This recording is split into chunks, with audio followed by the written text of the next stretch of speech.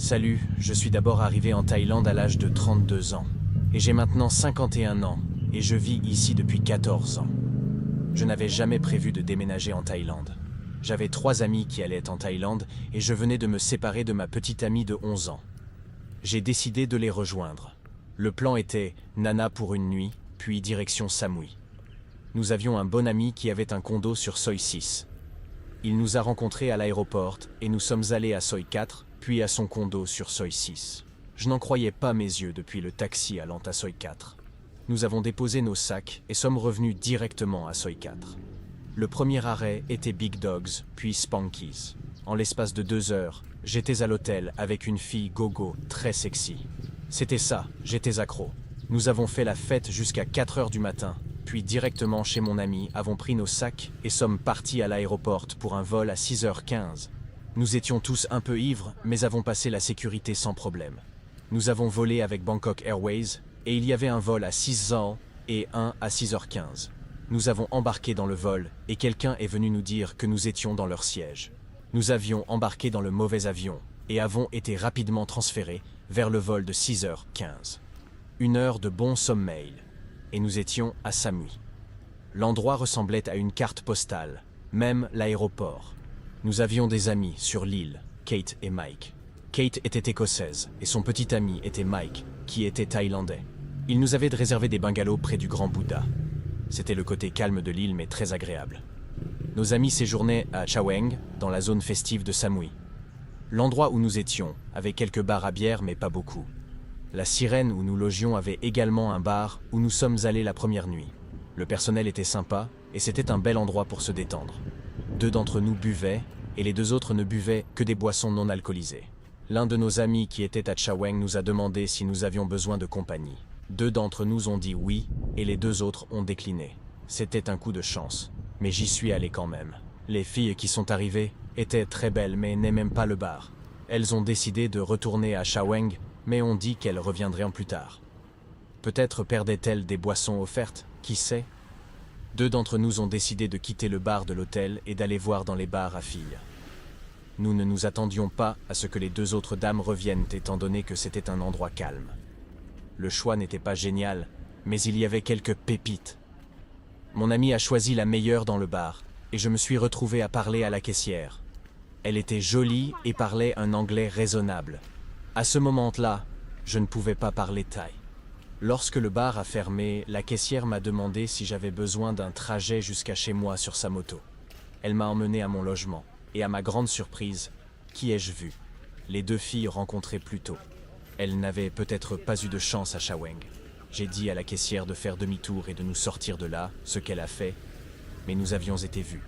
Je lui ai demandé de nous emmener quelque part pour la nuit. La première nuit à Samui était dans sa chambre.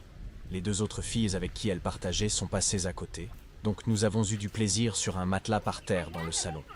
Après cela, c'est devenu une chose régulière avec la caissière. Elle était caissière, mais allait évidemment aussi avec des clients. J'allais à Chaweng l'après-midi pour rencontrer des amis, boire et me détendre. Puis je rentrais à Manam ivre, et la caissière me ramenait chez moi pour encore plus de plaisir. J'ai commencé à remarquer des choses entrées dans mon bungalow. Une brosse à dents, un pantalon de rechange et un nécessaire de toilette. J'avais été avec une fille pendant 11 ans en Écosse avec quelques aventures. Je n'avais que 3 semaines à Samui et je voulais m'amuser et découvrir plus de compagnies disponibles, ce que j'ai fait. C'était 2 ans plus tard à Samui. La caissière est passée devant moi sur son vélo. Elle a fait demi-tour et nous avons parlé pendant un certain temps. Elle a finalement déménagé en Suède, faisant des massages et probablement d'autres activités. La caissière ne m'a jamais demandé d'argent, mais je lui donnais 1000 bahts chaque jour pour sa compagnie. Je me souviens que c'était 68 bahts pour une livre, donc environ 13 livres au total. J'ai décidé de déménager à Chaweng. Les trajets en voiture ivres avaient été risqués, et Chaweng était la zone de fête. J'ai beaucoup fréquenté les filles, mais je commençais à m'ennuyer avec les mêmes conversations. J'avais besoin de quelqu'un avec qui je pourrais rigoler et pas seulement des affaires de chambre. Nous avions l'habitude de boire dans un bar et un restaurant régulier sur Beach Road, car nous n'étions pas harcelés pour des boissons pour dames. Ensuite, nous nous aventurions à Soi Green Mango ou à Soi Reggie où l'action était. L'une des filles du bar régulier m'a demandé si elle pouvait venir avec moi à Soi Green Mango. Elle était amicale, amusante et parlait bien anglais. Je crois qu'elle avait un petit ami Farang avant. Elle travaillait jusqu'à 2 heures du matin chaque nuit, mais Soy Green Mango était ouvert 24 heures sur 24. Elle venait avec quelques amis du bar régulier. Mais à cette époque, les boissons étaient tellement bon marché que nous ne nous soucions même pas d'une boisson tardive. C'était le bar Jimi Hendrix, et je suis toujours bon ami avec le DJ là-bas. La dame du bar régulier me ramenait chez moi tous les soirs, s'assurait que je rentrais en sécurité, puis repartais. De toute façon, je n'aurais pas été en état pour après. Puis ça s'est produit, j'ai eu la diarrhée du voyageur. 2 jours au lit, 1 à l'électrolyte. À 2h20 du matin chaque matin, cette fille me rendait visite. Elle était un 7 sur 10 physiquement, mais son humour et sa conversation étaient un 10 sur 10. Je suis rentré chez moi, mais je suis resté en contact avec elle. Son travail dans le restaurant payait bien. C'était le plus fréquenté de Chaweng. Leur pourboire était partagé entre tout le personnel du restaurant et dépassait les salaires mensuels. Je travaillais sur les plateformes en Écosse, donc j'avais des vacances régulières. Donc tous les 2 mois, je visitais Samui. Je m'amusais, mais j'ai finalement demandé à la dame du bar régulier de passer la nuit avec moi. Elle a refusé. La manager thaïlandaise du bar a dit qu'elle était intéressée, mais les filles du bar régulier ne devraient pas sortir avec des clients car cela avait causé des problèmes par le passé. Elle avait 1 semaine de vacances et a décidé de rentrer chez elle. J'ai pensé que c'était l'occasion idéale de passer du temps libre avec elle. Elle habitait à Chambéry et m'autorisait à lui rendre visite pendant ses congés. Elle habitait dans un petit village et les gens étaient formidables. J'ai partagé une chambre avec elle et c'était très agréable. À ce moment-là, j'avais décidé de déménager en Thaïlande. Je lui ai demandé de démissionner de son emploi et elle l'a fait. Je lui ai envoyé de l'argent équivalent à son salaire qu'elle avait reçu précédemment dans le bar. J'ai suivi une formation supplémentaire et passé des examens pour améliorer mon poste à mon arrivée en Thaïlande. Lors d'un de mes voyages, j'ai reçu un message sur LinkedIn. Nous avons un poste en Thaïlande. C'était pour 4 semaines et à seulement 1 heure de chez ma petite amie. Ça a duré 17 semaines. Je travaillais 6 jours par semaine et je gagnais un salaire décent. Mon entreprise d'origine m'appelait en me demandant de revenir. J'avais déjà décroché un nouveau poste en Afrique et je devais dire à mon entreprise actuelle que je démissionnais. À ce moment-là, nous étions mariés. Le poste en Afrique n'était que de 4 mois et j'y suis resté pendant 10 ans avec 1 mois de congé sur 2.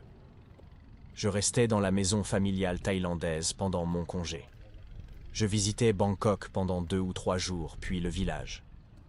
Dans la maison, il y avait 12 beaux-parents sans compter moi, mais seulement une toilette. J'aimais ça, même si l'accès aux toilettes était limité. Il y avait un champ derrière la maison, donc ça allait.